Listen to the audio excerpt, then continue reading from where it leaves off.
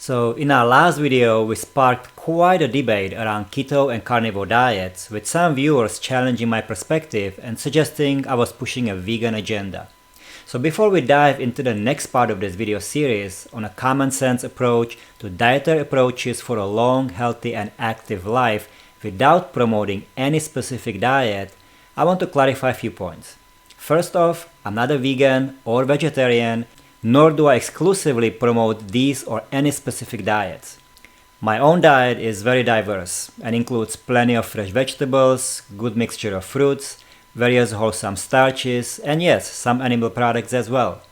I'm 47-year-old and I've been blessed with a good health, which I certainly don't take for granted. Now, regarding my qualifications, which some have questions, let me share a bit about my background. I hold 4 active professional licenses, including one in nutrition, which I've held for about 20 years. Those of you who are curious about my professional journey can find out more details in the video description. My approach to health is holistic, drawing from my training in both traditional allopathic medicine as well as complementary medicine, including nutrition. But now let's talk about today's topic. So throughout my career, I have seen the era of the Atkins revolution, the zone diet, protein power, the balanced diet, and many other diets in the late 90s. I read all those books and I was fascinated by how we can change a few things in our diet to get people to lose decent amount of weight. It's clear that these diets, including the more recently popularized keto and carnivore diets, can be effective. I believe these diets do work, with one major caveat: if and while people follow them. I have seen people lose tremendous amount of weight in fairly short amount of time and as a result feel better and healthier. So the question is not if keto, carnivore or other diet work, but the question is why they work. What do they have in common, and are they really necessary to achieve and maintain healthy weight and overall health for a lifetime? Going back to comments on my previous video, the one prevalent theme was the importance of staying away from processed and junk food. This is something that even the keto and carnivore diet fans agreed on. So here is my main point. Regardless of the approach one chooses, there is a specific focus on a group of foods central to that particular diet, along with a strong ban on other foods. But the real key is that none of the diets, at least none that I'm aware of, allow liberal consumption of sodas, juices, alcohol, donuts, potato chips, ice cream, cakes, cookies, and so on. It's quite hard to overeat any of the allowed foods on most of these diets, but it is much easier to consume bottle after bottle of juices, sodas, eat cakes, cookies, donuts, and so on. How difficult is it to go through a bag or even 2 bags of chips while watching TV? I think you get the point. If we look at why majority of people get into trouble with their weight and overall health, it's hardly because of eating scoop of rice, few baked potatoes, portion of quinoa, piece of carrot, 3 to 6 ounce portion of steak or chicken, or a couple of slices of bacon. It's usually because they are consuming 2 to 3 times the amount of recommended portions of starches, along with all the other junk food and sugary drinks. But for most people, even the higher amount of starches than is recommended generally is not the main problem. For instance, take my wife, who grew up in a culture where rice is a staple at every meal. She and her family have maintained a healthy weight throughout their life. What's their secret? She eats reasonable portions and hardly any processed food or junk food. So again, I'm a firm believer that the real challenge in our diets today isn't necessarily the staple of our meals, but a dramatic increase in the consumption of processed food and junk food. These foods are loaded with calories, low in nutrients, and they are specifically designed to encourage overeating. Historically, our eating habits have varied greatly. What you believe to be the base of these meal plans is not as important as the fact that the common theme was the reliance on unprocessed foods, whether they include starches, vegetables, fruits, or animal products. In my experience as a healthcare professional, severe obesity is rarely a consequence of consuming whole foods, whether they are animal or plant-based, if they are consumed in reasonable portions. Carbohydrates have been made the poster child for unhealthy, evil food. But I think this is a very simplistic view that ignores the big picture. Saying that carbs are bad is like judging an entire group based on the actions of few, which to me is a reasoning that hopefully most of us would find flawed. Why then do we say that all carbohydrates are bad because drinking too many sodas and eating too many donuts is bad? I get it, they all essentially contain some form of sugar. But I think that we need to be fair and make the distinction between naturally occurring carbohydrates in foods such as rice or potatoes eaten in the recommended portion sizes and the overindulgence on ultra-processed carbohydrates in soft drinks and other junk food. So I think we have established and hopefully can all agree that the main culprit is junk food. But it is only half of the story. Another huge part is portion size, which in my opinion is more critical than many people realize. And here we come again to the core of what I believe is essential to a healthy way of eating. While I personally don't see all carbs as equal and evil, it is possible to create major problems even from seemingly healthy carbohydrates, and I've seen it many times. I'll give you a perfect example from my clinical practice. Years ago, I had a patient whose hemoglobin A1C level significantly increased compared to the labs done a year ago. For those not familiar, hemoglobin A1C is a marker used in medicine to reflect the average blood sugar levels in a body over approximately past 90 days. It helps healthcare providers understand how well blood sugar is being managed over time rather than providing the day-to-day fluctuations. So his hemoglobin A1C went from stable 5.7 to almost 6.2. He was not diabetic but was in his mid-60s with a family history of diabetes, so we were monitoring his hemoglobin A1C annually as part of his physical exam. Now he was generally a healthy, active guy, not overweight, so he naturally got concerned when he saw his A1C going up. We reviewed his eating habits and everything looked good, nothing really to explain why his hemoglobin A1C went up so much. That was until I asked him about his snacks. He mentioned that for the past few months his wife had been making him a big bowl of fresh fruit salad every day for dinner. What he showed me was not a small bowl, it was literally a salad bowl. Now, fruits are generally considered healthy, but even though they contain natural sugars, these natural sugars will contribute to elevated blood sugar levels if you eat them in large portions.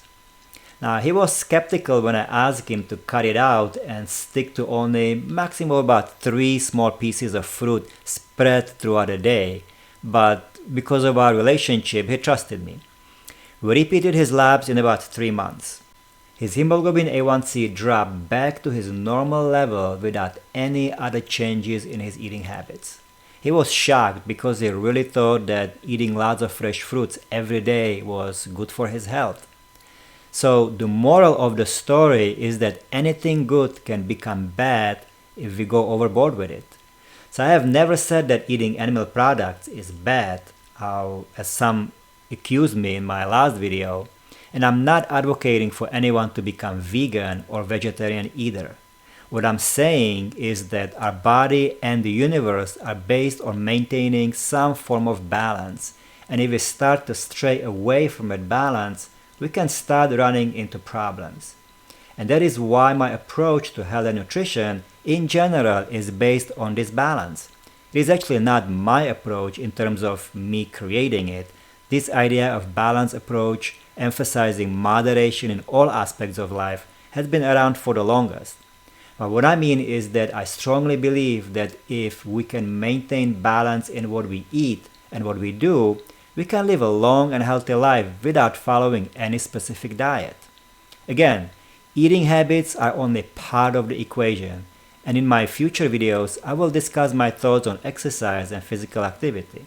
For now, I just want to say that our eating habits are only one piece of the puzzle, and for us to achieve optimal health and maintain it, our eating habits have to be accompanied by some form of physical activity to counteract our generally sedentary lifestyle.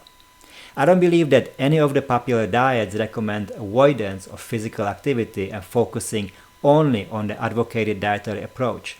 So you see, we have created lots of problems that together make many people unhealthy. Being as sedentary as majority of us have become due to our jobs and personal lifestyle choices, it is not something that we as humans have evolved to do. It's a shift that happened faster than our genes can adapt to it within past 50-60 years.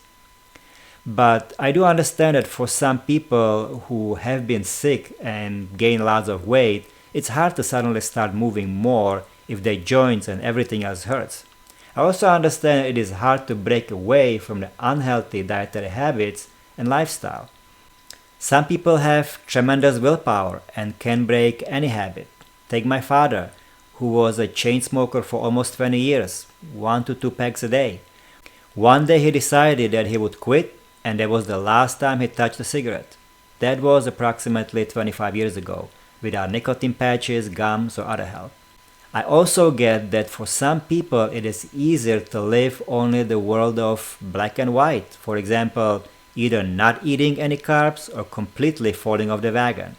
So if that's what it takes for them to break away from the junk food, which is the main problem, and it helps them to lose some weight so that they can start moving around more and feel new hope that they can regain their health, I'm fine with that. But I'm also saying that once that happens, I don't believe that it is necessary to continue in this kind of restricted eating plans as long as they don't go back to eating all the junk food that they used to eat before.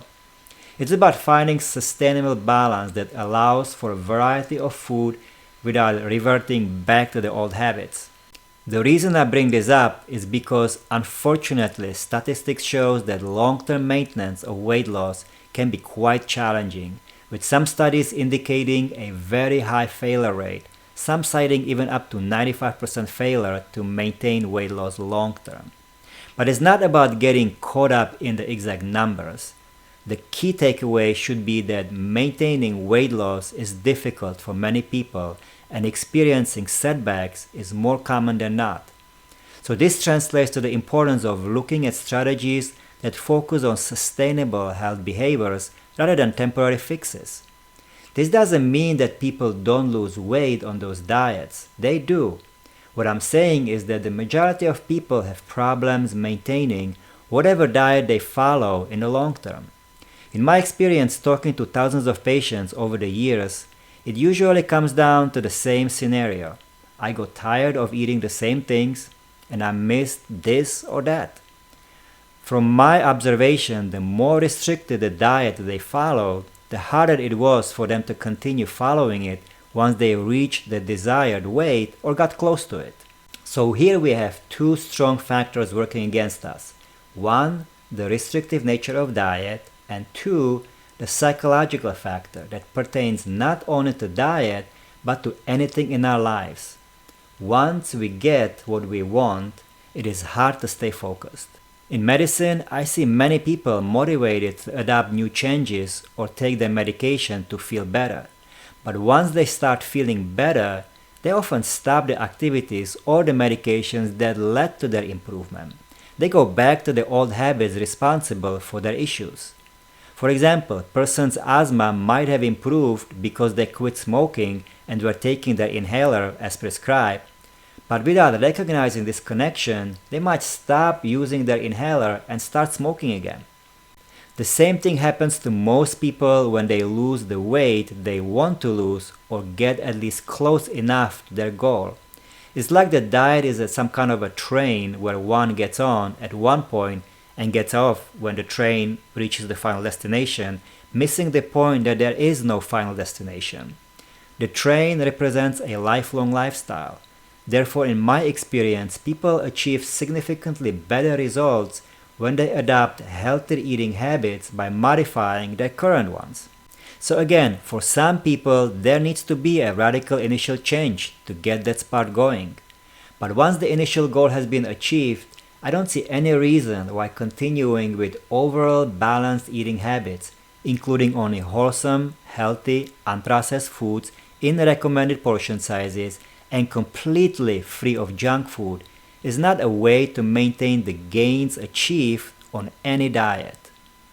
What I'm hinting at is that I hear lots of people complaining that when they try to get off the keto or carnivore diet, they immediately started gaining weight, feeling more pain, or having their old problems come back. Unfortunately, in majority of cases, it is not because they added a scoop of rice, had few pieces of baked potatoes, or ate some carrots, or had a piece of fruit, but because they either had half a plate of rice, or better yet, fried rice, or a bunch of French fries and got back on their junk food wagon in some form of shape. For me, who never had this issue because I never ate this way, it's a little bit hard to grasp the concept that it's okay not to eat this kind of food when following whatever diet someone follows, but feel that it's okay to start eating this food when they get off of the diet. Some may say, well, it's easier said than done, but at its core, it really is simple. No matter if one is or is not on any form of diet, processed foods and junk food should not have a room in our eating plan. This would make a huge difference and make maintaining a healthy weight and overall health so much easier. And with that, I will end this video. I will see you in the next part of this video series.